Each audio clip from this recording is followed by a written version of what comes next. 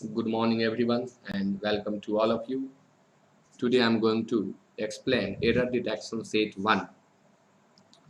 आप सभी जानते हैं आर्मी क्लर्क का एग्जाम होने वाला है, एयरफोर्स का एग्जाम होने वाला है, कोस्ट गार्ड का एग्जाम कुछ दिन बाद होने वाला है।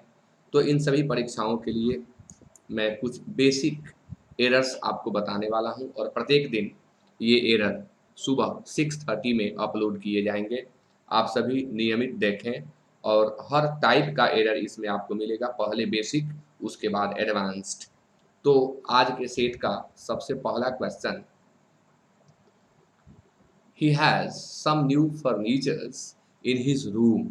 यह जो क्वेश्चन आपके सामने है यह नाउन एंड नंबर चैप्टर से है। फर्नीचर्स के जगह पर हमें फर्नीचर का प्रयोग करना होगा, यानी आंसर होगा 1 का 2। फर्नीचर्स यहाँ गलत है, यहाँ हमें फर्नीचर का प्रयोग करना होगा। रूल याद करना होगा आपको। कुछ ऐसे नाउन हैं जिनका प्रयोग हमेशा सिंगुलर फॉर्म में किया जाता है तथा उनके साथ सिंगुलर वर्ब का प्रयोग किया जाता है, उन्हें आपको याद करना चाहिए। उनमें मैक्सिमम यूज होने वाले scenery, machinery, stationery, poetry and furniture हैं। अगर इन्हें डिटेल में बताया जाए तो इसमें बहुत सारा आएगा, advice, information, luggage, baggage, scenery, machinery, stationery, furniture, crockery, imagery, bread, chalk, soap, knowledge, items and many others. But ये वेरी वेरी इंपॉर्टेंट हैं और इन्हें आप सभी याद कर जाएं। इनसे हमेशा ही प्रश्न देखा जाता है, परीक्षाओं में पूछा जाता है। तो 1 का आंसर 2 होगा और आप समझ लिए इसे। अब आपके सामने क्वेश्चन 2 है। सेट कैसा लगा कमेंट करके बताएंगे और आप जरूर रोज के सेट को देखें और अधिक से अधिक लोगों तक शेयर करें। प्रत्येक दिन 6:30 में एरर का सेट अपलोड किया जाएगा, आप प्रत्येक दिन का सेट जरूर देखें। It is an useful asset, so you must keep it safe. यह एक यूजफुल असेट है, इसलिए आपको इसे अवश्य सेफ रखना चाहिए। कितना आसान है, आंसर 1 होगा। क्यों? क्योंकि आप यहाँ एन देख रहे हैं जो कि गलत है, यहाँ होना चाहिए ए, क्योंकि जब आप उच्चारण कर रहे हैं तो यह हो रहा है यूजफुल। यूजफुल, तो जब यूजफुल यानी उच्चारण य से शुरू हुआ तो हमें यहाँ ए लगाना था। इसका बेसिक ट्रिक है, बहुत ही आसान ट्रिक है इसका, कि ए का प्रयोग हम कॉन्सोनेंट साउंड से शुरू होने वाले काउंटेबल नाउन के पहले करते हैं और एन का प्रयोग हम वोवल साउंड से शुरू होने वाले काउंटेबल नाउन के पहले करते हैं। यहाँ जो यूजफुल लगा है यह एडजेक्टिव है और एसेट नाउन के लिए इसका प्रयोग हुआ है। अब एडजेक्टिव के पहले आया तो एडजेक्टिव के उच्चारण से ही मतलब रखना है। यूजफुल का उच्चारण य से शुरू हुआ, इसलिए ए लगाना होगा, एंड बिल्कुल नहीं। Okay, it is 3 here and the question is many A farmers have opposed the new bill.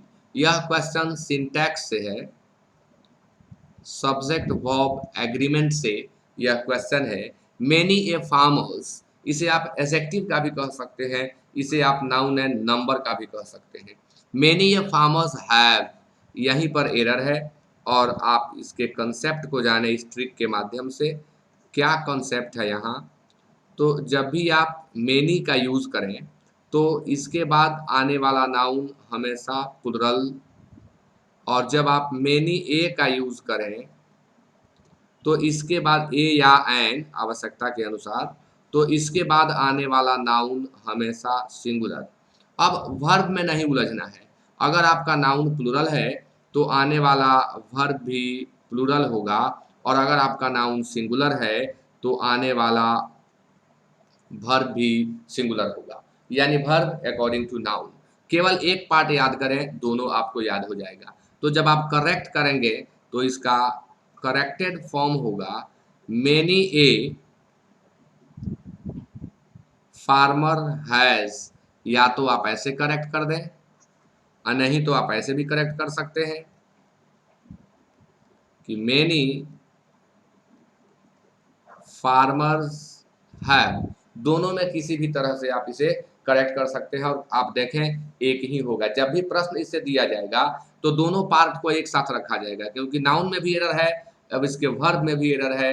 अगर अलग अलग कर देंगे तो परेशानी होगी। तो जब भी एरर दिया जाता है तो इन्हें एक पार्ट में ही रखा जाता है।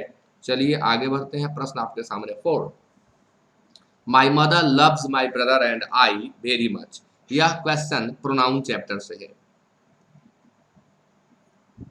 यह क्वेश्चन प्रोनाउन चैप्टर से है और इसका आप ट्रिक सीखें। कौन सा ट्रिक इस क्वेश्चन का कॉन्सेप्ट है? तो ट्रिक है कि principal verb plus objective case. Principal verb plus objective case, यानी प्रिंसिपल वर्ब के बाद, ट्रांजिटिव वर्ब के बाद हमेशा ऑब्जेक्टिव केस आता है। माई मदर लव्स, यह यहाँ प्रिंसिपल वर्ब है, इसके बाद ये ऑब्जेक्ट आया, फिर एंड से जुड़ा तो ऑब्जेक्ट ही आएगा, इसलिए आई के जगह हम यहाँ किसका प्रयोग करेंगे? मी का, यानी 4 का आंसर 3 होगा। जब भी आप सेट को पढ़ रहे हो तो कॉपी लेकर के बैठ जाएं और बनाएं, और तब मेरे कमेंट से, तब आप मेरे स्पीच को सुन करके, मेरे एक्सप्लेनेशन को सुन करके अपने कमेंट को चेक करें। Okay, it is 5 here and the question is the more we have more we want to have. यह क्वेश्चन आर्टिकल से है। जैसे ही आप सुन रहे हैं आपको क्लियर समझ में आने लगेगा कि अरे यहाँ गलत है, यहाँ द लगाना होगा। मोर के पहले क्या लगाना होगा? द, यानी आंसर होगा 2। यह क्वेश्चन आर्टिकल से है और इसे हम कहते हैं पैरेलल एक्सप्रेशन का रूल। पैरेलल एक्सप्रेशन का रूल यहाँ काम कर रहा है। मैं इसे ट्रिक से पढ़ाता हूँ, आप ट्रिक देखें। यदि वाक्य में the plus comparative degree use हुआ हो और आगे कॉमा मिले तो फिर द प्लस कॉम्परेटिव डिग्री ही आता है, यानी जब दो कॉम्परेटिव डिग्री पैरेलल एक्सप्रेशन को व्यक्त करते हो तब दोनों के पहले आप द का प्रयोग करें। The more we have the more we want to have. जितना अधिक हमारे पास होता है उतना ही अधिक हम और पाना चाहते हैं। यहाँ हैव जो है प्रिंसिपल वर्ब का काम कर रहा है और हैव मीन्स पाना, हैव मीन्स लेना, हैव मीन्स पाना। प्रिंसिपल वर्ब का भी यह काम करता है। आगे बढ़िए। प्रश्न आपके सामने 6 and the question is the bill was passed by 2/3 of the house. यह question noun and number chapter से है, यानी नाउन से है। नाउन से यह क्वेश्चन है। The bill was passed by 2/3 of the house. Answer होगा 3। आप याद करें, यदि 1 लिखा जाए तब तो आपको थर्ड ही लिखना है, लेकिन 1 से अधिक आप लिखते हैं तो आपको थर्ड्स लिखना है, फोर्थ्स लिखना है। 1 हो तो थर्ड, 2 हो तो आपको थर्ड्स लिखना है, आपको फोर्थ्स लिखना है। इसे आप याद करें, यह रूल है। याद कर लेंगे, इजीली बना देंगे। यानी यहाँ जो थर्ड आया है यह गलत है, इसके बदले यूज करना होगा थर्ड्स का। Move to the next question.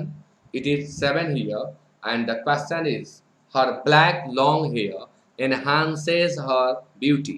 Enhance means होता है बढ़ाना, enhance means बढ़ा देना। तो her black long hair enhances her beauty। यह क्वेश्चन एडजेक्टिव चैप्टर से है। एडजेक्टिव से यह क्वेश्चन है और आंसर होगा 1। गलत है ब्लैक लॉन्ग, पहले होगा लॉन्ग और फिर होगा ब्लैक। इसका कॉन्सेप्ट आप इस ट्रिक से समझें। जब भी आपको दो एडजेक्टिव का प्रयोग एक साथ करना हो तो पहला एडजेक्टिव एडजेक्टिव ऑफ साइज होगा। जो पहला एडजेक्टिव होगा वह एडजेक्टिव ऑफ साइज होगा, बाद में अदर कोई भी आ सकता है, अदर एडजेक्टिव्स। अदर कोई भी आ सकता है, लेकिन पहला वह एडजेक्टिव होगा जो साइज को व्यक्त कर रहा हो। ब्लैक कलर को व्यक्त करता है, लॉन्ग साइज को व्यक्त करता है। नियम के मुताबिक पहले साइज होगा तब कलर होगा, इसलिए ब्लैक लॉन्ग नहीं, लॉन्ग ब्लैक का यूज करें। आप सभी याद करें, अगर आप सभी ट्रिक्स को याद कर लेते हैं, मैं एरर बिल्कुल ट्रिक से बताता हूँ, तनिक भी समय नहीं लगेगा, एकदम सेकंड में आप एरर को डिटेक्ट करेंगे और करेक्ट भी कर देंगे सेकंड में। ट्रिक याद हो तब, तो आप सभी ट्रिक को याद करें। Okay, it is 8 here and the question is, I know that he prefers to play then to read. यह क्वेश्चन जो है प्रेपोजिशन से भी कह सकते हैं और इसे आप जेरंड से भी कह सकते हैं। प्रेपोजिशन एंड जेरंड दोनों से इसका संबंध है। यहाँ जो प्रीफर शब्द है इसका क्या कॉन्सेप्ट है, जब भी आप प्रेफर के बाद यूज करते हैं वर्ब को तो वह जेरंड ही होगा, फिर इसके बाद टू आएगा और टू के बाद भी एक जेरंड आएगा, क्योंकि प्रेफर दो ऑब्जेक्ट के बीच तुलना करता है। दो ऑब्जेक्ट नाउन भी हो सकता है, प्रोनाउन भी हो सकता है और जेरंड भी हो सकता है। जैसे I prefer coffee to tea, तो यहाँ नाउन हो गया। अब I know that he prefers to play, तो टू प्ले के जगह पर प्लेइंग लिखना होगा, क्योंकि प्रेफर के बाद हमेशा जेरंड आएगा। आप याद करें ट्रिक को, फिर ये पूरा पार्ट ही अलग लिख करके करेक्ट कर देना चाहिए। इसका सही क्रम होगा प्रेफर के बाद प्लेइंग टू रीडिंग। अब आप कहेंगे ये कैसे, टू भी लगा देंगे और जेरंड भी लगाएंगे? जी बिल्कुल लगाएंगे, क्योंकि प्रेफर जो है यह तुलना को व्यक्त कर रहा है और तुलना दो समान में होगी और समान में नहीं। अगर यहाँ जेरंड है तो यहाँ भी जेरंड ही होगा। फिर कहेंगे टू कहाँ से आ गया, तो प्रेफर अपने साथ फिक्स्ड प्रेपोजिशन टू ही लेता है, जो कि मैंने यहाँ भी लिखा है, इसलिए दैन भी गलत था। यह आपका करेक्टेड फॉर्म हुआ। आगे बढ़िए, इन सबको आप याद करें। It is 9। कमेंट करके जरूर बताएं एक्सप्लेनेशन कैसा लगा और क्या किया जाए, और क्या इसमें किया जाए कि आपको और हल्का लगने लगे। अगर आपको लगता हो कि फास्ट है तो कुछ लिखें, कुछ बताएं। मुझे तो लग रहा है कि मैं बहुत आसानी से आपको बहुत समय दे करके बता रहा हूँ। If he will abuse me again I will beat him badly. आप देख रहे हैं इफ के साथ विल, फिर आप देख रहे हैं आई के साथ विल, तो आंसर होगा 1। कंडीशनल क्लॉज से यह प्रश्न है, यानी यह question time and tense chapter का है, टाइम एंड टेंस चैप्टर का। यदि किसी वाक्य के दो पार्ट हों और एक पार्ट में if, unless, until, till, in case, before, after, WH words दिया गया हो, तो इसके ठीक बाद जो इफ, अनलेस, अनटिल, टिल के ठीक बाद का स्ट्रक्चर हो उसे आप सिंपल प्रेजेंट में रखें। सब्जेक्ट प्लस V1 या V5, फिर कॉमा दे करके जो सब्जेक्ट आए उसमें आप विल प्लस V1 का प्रयोग करें। अब कभी कभी लेखक कंफ्यूज कराने के लिए इस पार्ट को उठा करके लास्ट में कर देते हैं और लास्ट वाले को उठा के यहाँ, समझ लें आप, फंसना नहीं है। मैंने कहा कि इफ, अनलेस, अनटिल, टिल के ठीक बाद जो सब्जेक्ट आएगा वह V1 या V5 लेगा, यदि अगले पार्ट में विल लगा हो तो आप देख लीजिए यहाँ विल, फिर यहाँ विल, यानी यह गलत है। अब गलत है तो विल अब्यूज हटाना होगा, सब्जेक्ट ही है इसलिए प्रेजेंट में करना है तो हमें अब्यूजेस करना होगा। अगर हम इसके पैटर्न को चेंज करें तो ऐसे भी लिख सकते हैं कि आई बीट हिम बैडली, मैं उसे बुरी तरह पीटूंगा, if he abuses me again, यदि वह मुझे पुनः गाली देगा तो। यदि वह मुझे पुनः गाली देगा तो मैं उसे बुरी तरह पीटूंगा। तो दोनों सही है। यहाँ से भी लेखक के द्वारा प्रश्न शुरू किया जा सकता है और यहाँ से भी किया जा सकता है। दोनों में ही जो पार्ट इफ के ठीक बाद पड़े, जो पार्ट अनलेस के ठीक बाद पड़े, जो विल कहिए, जो विल अनलेस अनटिल के बाद ठीक बाद पड़े, इफ के ठीक बाद पड़े, उसी को हटाना है, बाद वाले को बिल्कुल नहीं। कुछ शिक्षक पढ़ा देते हैं पहले वाले को सुधार दो, कुछ पढ़ा देते हैं बाद वाले को सुधार दो, बिल्कुल नहीं। आप ऐसे समझिए कि जो इफ अनलेस अनटिल के ठीक बाद पढ़ रहा है उसे ही सुधारना है। आगे, it is 10 here and the question is the teacher will not let you to enter the class because you are very late। आप बहुत लेट हैं इसलिए शिक्षक आपको क्लास में प्रवेश नहीं करने देंगे। यहाँ आंसर होगा टू और हमें हटाना होगा टू को। क्यों हटाना होगा? तो इसका आप ट्रिक याद करें। सबका कॉन्सेप्ट है, आपको केवल याद करना है। लेट में please Beed feel see here watch plus V1 यानी बेयर इन्फिनिटिव। टू का प्रयोग बिल्कुल ना करें। इनके बाद अगर टू आता है तो आप काटें। अच्छा, एक चीज और सीख लें, इनके बाद ऑब्जेक्ट आएगा। रुक जाइए, मैं और थोड़ा सा इंप्रूव कर दूं। Please wait students. इनके बाद ऑब्जेक्ट आएगा और उस ऑब्जेक्ट के बाद आएगा V1। ऑब्जेक्ट के बाद आएगा V1। जैसे देखिए, लेट के बाद यू ऑब्जेक्ट आया और ऑब्जेक्ट के बाद टू आ गया, इसलिए गलत है, टू को हटाइए। तो इन सबको याद कीजिए, वेरी वेरी इंपॉर्टेंट है ये सभी। जो भी मैं बता रहा हूँ सभी वेरी वेरी इंपॉर्टेंट हैं। सब ट्रिक को याद करिए, सबकी कॉपी बनाइए, नोट कीजिए। It's a honour to have you with us today. आज आप हम लोगों के साथ हैं, यह गरिमा की बात है, यह सम्मान की बात है। तो कितना हल्का प्रश्न है। आर्टिकल से यह प्रश्न है।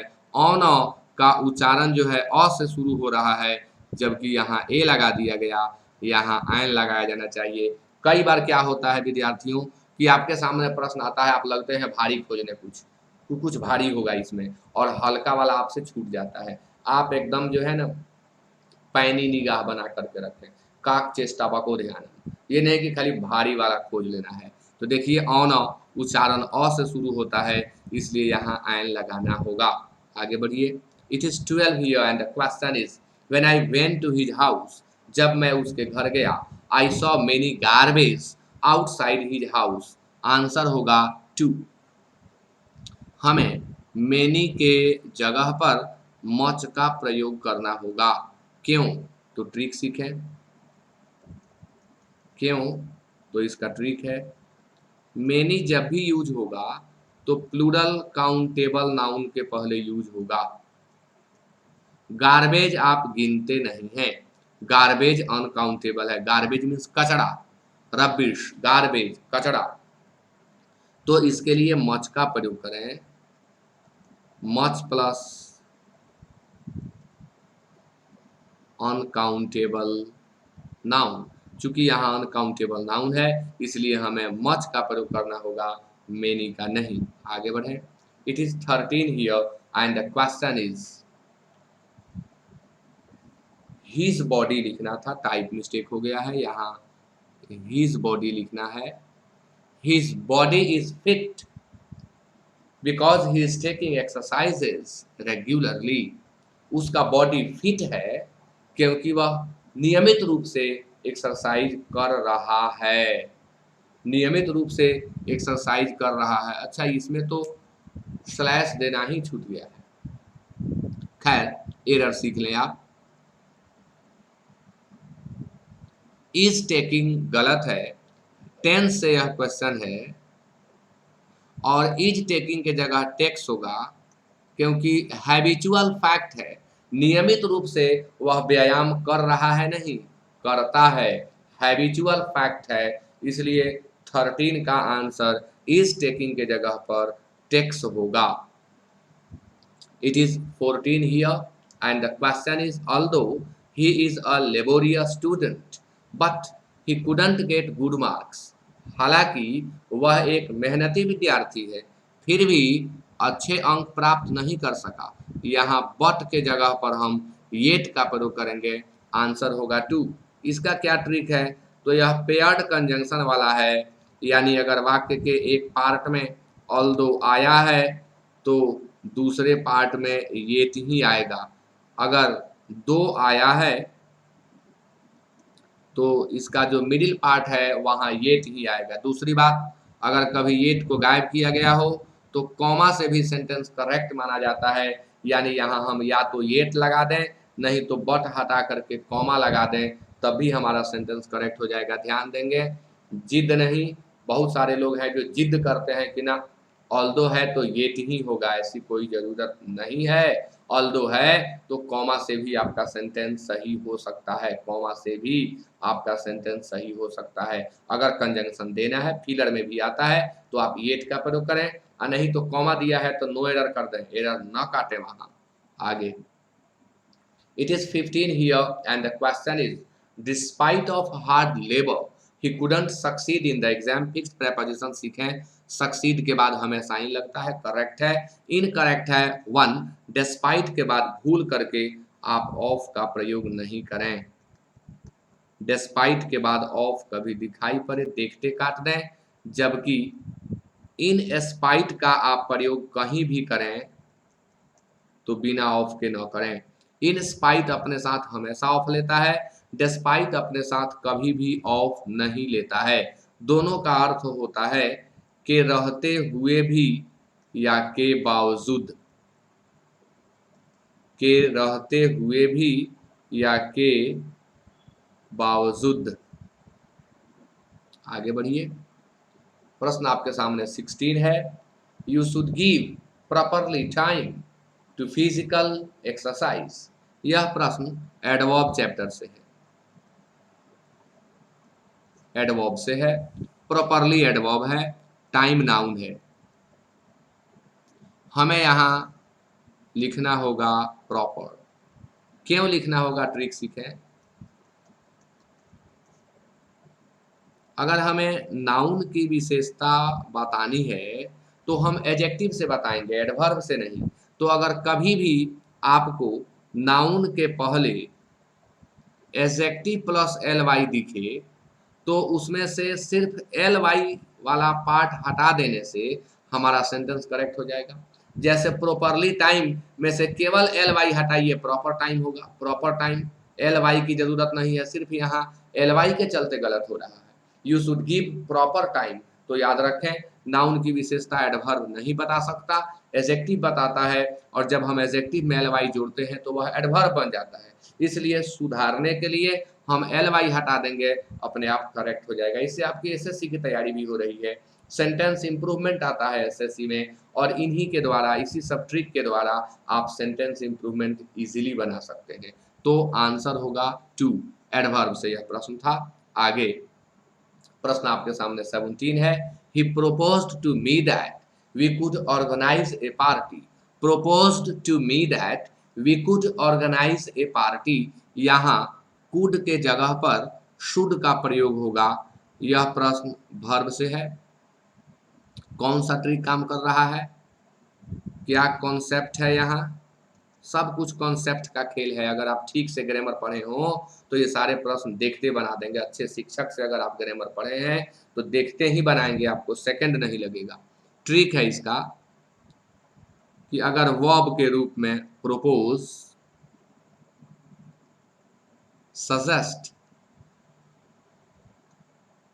या रेकमेंड आया हो तो इनके बाद ऑब्जेक्ट आता है, फिर सेंटेंस आगे बढ़ता है, और उसके बाद जो सब्जेक्ट आता है वह अपने साथ शुड ही लेता है। बाद में क्या है देखिए मत, बाद में क्या है पढ़िए मत। इनके बाद ऑब्जेक्ट आएगा, ऑब्जेक्ट के बाद फिर एक सब्जेक्ट आएगा, और वह सब्जेक्ट अपने बाद शुड ही लेगा और कुछ भी नहीं। मॉडल वर्ब 10 होते हैं, shall, should, will, would, can, could, may, might, ought to and must. सिर्फ शुड ही लगेगा, बाकी 9 यहाँ फेलियर हैं। Need, dare and used to को मॉडल वर्ब न कहें, वे मार्जिनल मॉडल एक्सुलियरी वर्ब होते हैं। आगे बढ़िए, it is 18 here and the question is, this is the boy which helped me solve my problems. This question is so easy, और यह प्रश्न रिलेटिव प्रोनाउन से है। यह प्रश्न रिलेटिव प्रोनाउन से है। वा ह्यूमन बीइंग है, ह्यूमन बीइंग के लिए व्हिच का प्रयोग ही नहीं होता है। जब भी आप रिलेटिव प्रोनाउन यूज कर रहे हो तो आप ध्यान दें, ह्यूमन बीइंग के लिए, मनुष्य के लिए अगर आप यूज कर रहे हैं तो हु का यूज करें तब जब बाद में वर्ब हो, और मनुष्य के लिए हुम का यूज तब करें जब बाद में सब्जेक्ट हो। एनिमल या थिंग की अगर आप चर्चा कर रहे हो, एनिमल या थिंग के लिए अगर आपको रिलेटिव प्रोनाउन लगाना हो तो आप दैट का यूज करें और व्हिच का यूज करें। ये सब याद करना होता है, बेसिक चीज है। अब इसकी गहराई में जाएंगे तो दैट और व्हिच में भी अंतर होता है, कई जगह दैट ही लगेगा, कई जगह व्हिच ही लगेगा।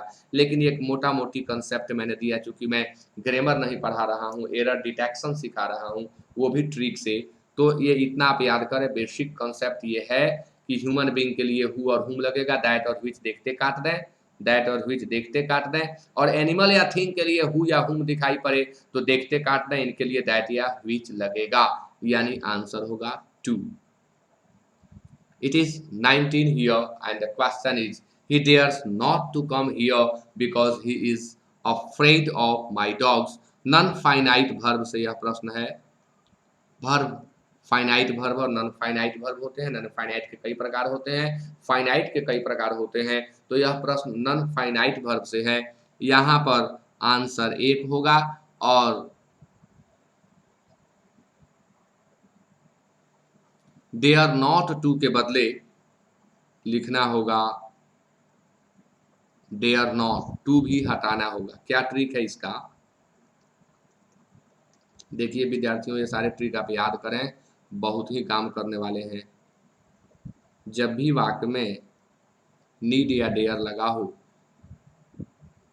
और नीड या डेयर के बाद नॉट दिखाई पड़े तो समझ जाएंगे नीड या डेयर एक्सुलियरी वर्ब का काम कर रहा है, और एक्सुलियरी वर्ब का काम कर रहा है तो यहाँ एस कभी नहीं लगेगा, नेवर। दूसरी बात, इस नॉट के बाद टू का प्रयोग कभी नहीं होगा। अब यहाँ देखिए, डेयर्स था, गलत था, नॉट के बाद टू था, यही तो गलत था। अब इसका एक और पहलू है, जब नीड या डेयर वाक्य में सब्जेक्ट के पहले आया हो और अंत में क्वेश्चन मार्क हो तो समझ जाइए इंट्रोगेटिव बनाने के लिए यूज हुआ, यानी एक्सुलियरी वर्ब बन गया। और एक्सुलियरी वर्ब बन गया तो इसके साथ एस देखते काट दीजिए, नीड्स नहीं होगा, डेयर्स नहीं होगा। और यहाँ सब्जेक्ट के बाद टू दिखाई पड़े तो इस टू को भी देखते काट दीजिए। एक पर यहाँ क्वेश्चन मिला है, 1 नंबर पर, 2 नंबर पर मैं अगले सेट में क्वेश्चन आपको दे दूंगा। ओके, तो आप समझ गए हैं। इसे कमेंट करके जरूर बताएंगे, अगर कहीं कोई प्रॉब्लम रह गया हो तो मैं अगले क्वेश्चन में आगे जो मैं कल सेट बनाऊंगा उसमें मैं उसे ऐड कर दूंगा, मैं कमेंट पढ़ूंगा। तो अगर आपको लग रहा हो कि क्वेश्चन नंबर 20 को फिर से समझना है, क्वेश्चन नंबर 19 को फिर से समझना है, तो कमेंट में आप लिख दें कल के सेट करने से पहले, नहीं तो फिर परसों ऐड होगा, नहीं तो फिर तरसों ऐड होगा। क्योंकि कमेंट जब मिलेगा मुझे तब मैं उसे ऐड करूंगा ना।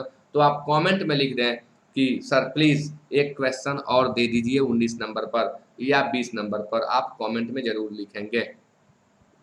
Being a rainy day I couldn't go to my office in time, यह प्रश्न भी वर्ब से है और वर्ब में पार्टिसिपल से है। पार्टिसिपल, जेरंड और इन्फिनिटिव, ये 3 प्रकार होते हैं। तो यह पार्टिसिपल से है। इस तरह के प्रश्नों को बनाने का टेक्निक सीखें। सब्जेक्ट को, जो आई है, इधर सब्जेक्ट नहीं है, देखिए इस वाक्य का सब्जेक्ट आई है। इसका टेक्निक यह होता है कि सब्जेक्ट को मन ही मन पहले लाते हैं। तो मन ही मन क्यों, हम लोग लिख के देख लें। सब्जेक्ट को मन ही मन पहले लाते हैं, पढ़ करके देखते हैं। यदि मीनिंगफुल हुआ तो नो एरर, मीनिंगलेस हुआ तो हमेशा एरर नंबर 1, यानी सही सही सब कुछ बैठ गया तो कहीं एरर नहीं है। अटपटा लगा तो हमेशा एक में ही एरर है।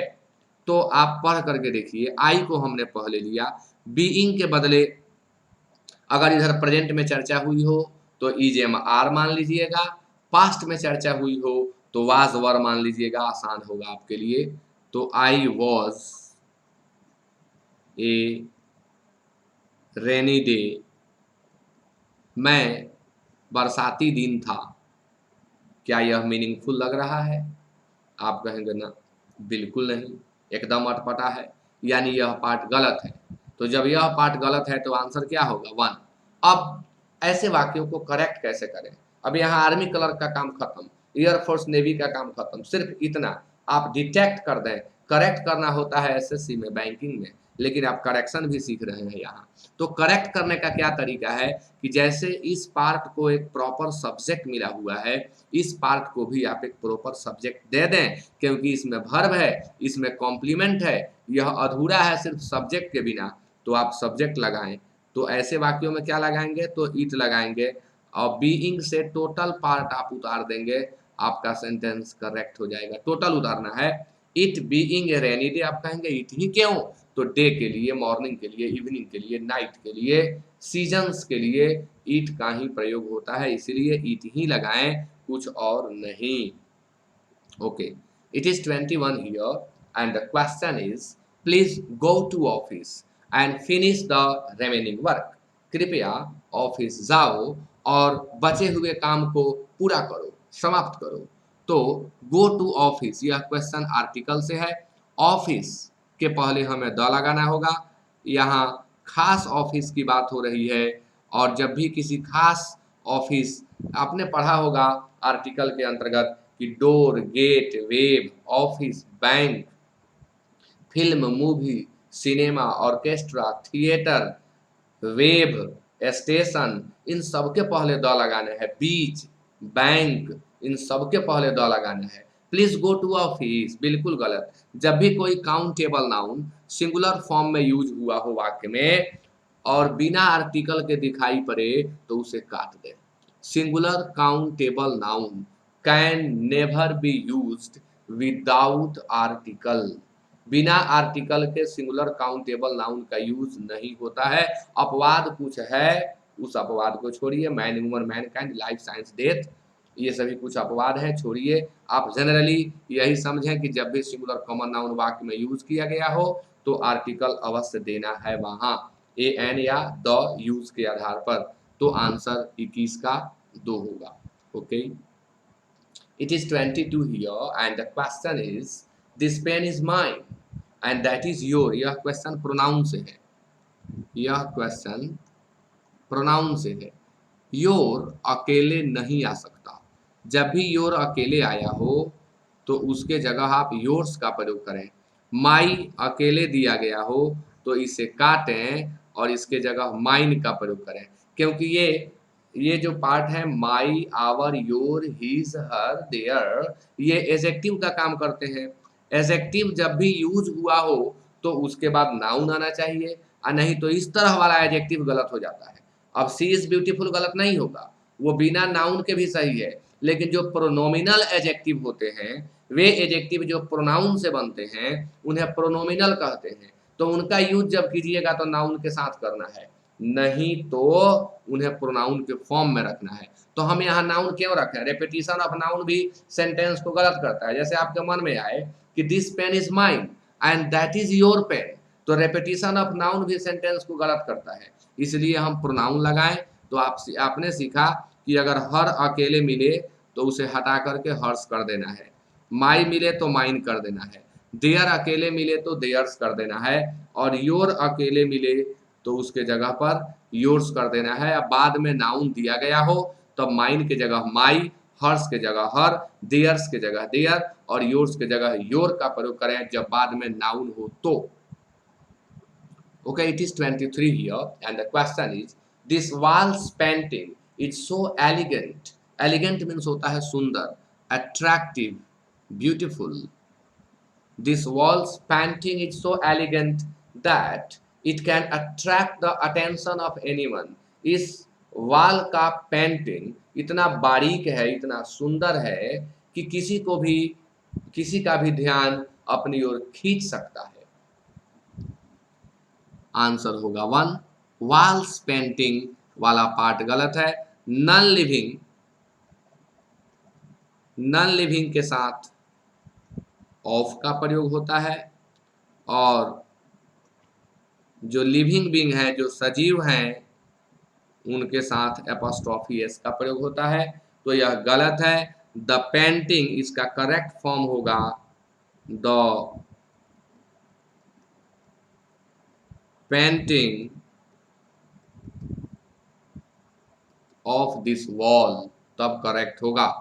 वॉल के साथ एपोस्ट्रोफी एस, ट्री के साथ एपोस्ट्रोफी एस, टेबल के साथ एपोस्ट्रोफी एस, ऐसा यूज करके, बल्ब के साथ एपोस्ट्रोफी एस, ऐसा यूज करके दिया जाएगा क्वेश्चन। आप एपोस्ट्रोफी एस हटाएं, ऑफ लगाएं। ऑफ लगाते समय ध्यान दें, जो नाउन बाद में हो वो पहले आएगा। और ये वेरी वेरी इंपॉर्टेंट रूल है कि किसी भी नाउन के बाद अगर ऑफ दिया गया हो तो उसके पहले द लगेगा ही, इसलिए द लगाना पड़ता है यहाँ पर। आगे बढ़िए, प्रश्न आपके सामने 24। You should complete the 4 next chapters this month. इस महीने आपको अगले 4 चैप्टर को कंप्लीट कर लेना है। तो 4 नेक्स्ट गलत है, एडजेक्टिव से यह प्रश्न है, यह प्रश्न एडजेक्टिव से हुआ। क्या करना होगा, तो ये क्रम है O plus C plus M। इस ट्रिक को याद करें, पहले ऑर्डिनल नंबर, तब कार्डिनल नंबर, और अंत में मल्टीप्लिकेटिव नंबर का प्रयोग किया जाता है। ऑर्डिनल नंबर में क्या आता है, तो first, second, third, fourth, fifth, six, seventh, eighth, ninth, tenth etc। Cardinal number में क्या आता है, तो 1 2 3 4 5 6 7 and all counting numbers. Multiplicative number में क्या आता है, तो once, twice, thrice, single, double, triple, 2 times, 3 times, 4 times, 5 times, 10 times etc। तो OCM के क्रम में ही लिखना है, यानी पहले ऑर्डिनल नंबर लिखना है, तब कार्डिनल नंबर लिखना है, और अंत में मल्टीप्लिकेटिव नंबर लिखना है, जो कि यहाँ फॉलो नहीं किया गया है। पहले होगा नेक्स्ट, तब होगा 4। ट्रिक यहाँ। आज का लास्ट क्वेश्चन सेट आपको अच्छा लगा हो तो कमेंट करके जरूर बताएं, शेयर जरूर करें, ताकि उन सब तक पहुंचे जो इन चीज़ों को इतनी आसानी से नहीं जानते हैं। जानते तो सब है, लंबा चौड़ा ढर्रा पढ़ाया जाता है, बड़े बड़े रूल्स लिखवाए जाते हैं, उतने सारे रूल्स रटेंगे एरर डिटेक्ट नहीं होगा। आप मेरा ट्रिक सीखें और इजीली एरर डिटेक्ट करें, सेकंड में एरर डिटेक्ट करें। My father has prevented me to go there. My father has prevented me to go there. Answer होगा 3, और टू गो के जगह पर हमें लिखना होगा फ्रॉम गोइंग।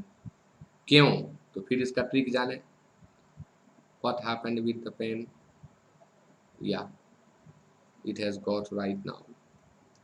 ट्रिक, जब भी वाक्य में आप प्रिवेंट का यूज करें, प्रोहिबिट का यूज करें, दोनों सिनोनिम है, मना करना, निषेध करना।